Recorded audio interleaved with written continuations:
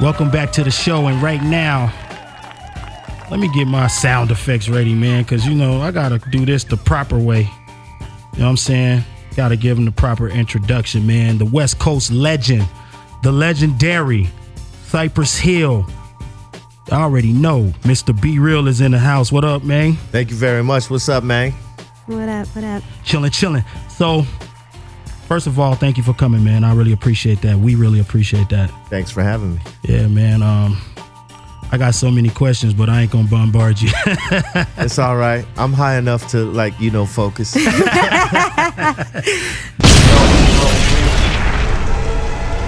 about now, you're about to be introduced to one of the realest shows in the motherfucking planet.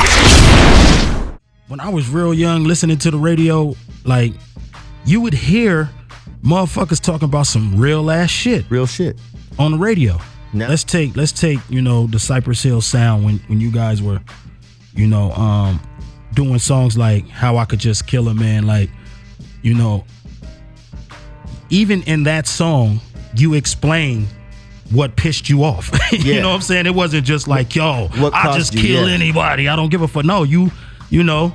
Yeah, it was a cause by it. You know what I mean? Yeah. It wasn't like just, you know, like a lot of songs became, you know, dudes just talking about murking people for no reason because that was, you know, trying to build up the rep and make people think that they were this sort of type of image. Right. You know what I'm saying? So, you know, with us, we knew where we came from. We knew what we were trying to talk about, and we didn't want to glorify none of the shit, you know what I mean? Because there was no real glory behind it. You know what I'm saying?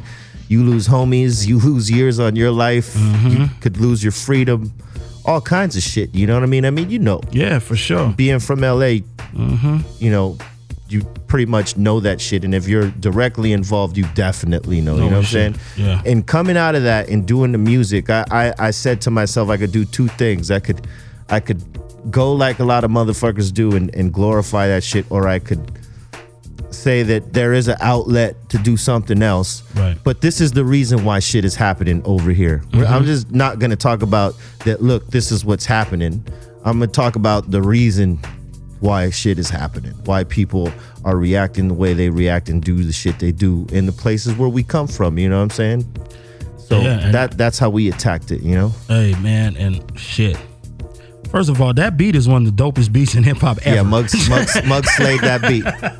That was Muggs. DJ Muggs slayed that. Well, you know, he produced all those albums, you know? There was only maybe a couple tracks on maybe the last four that other people actually came on and collaborated, but he was the mastermind behind all the music on that shit, you know? Dog, that fucking, I can hear that fucking beat right now.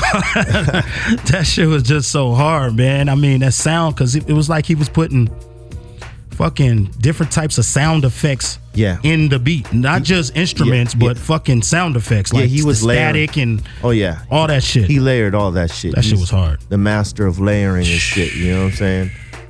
Shouts out to DJ Muggs. God damn, man. I could go on and on with the fucking shit that he just slayed. I mean, that dude's one of the baddest producers to ever put music together. Not just beats, because there's guys that put beats together, and then there's guys who produce songs. Word. And this dude produces songs.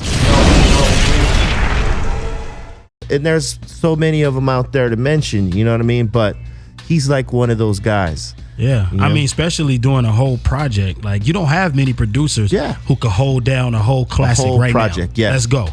You might can give me a hot single for the club. You might be able to do me, you know what I mean? But can you hold a whole classic project down? Just you.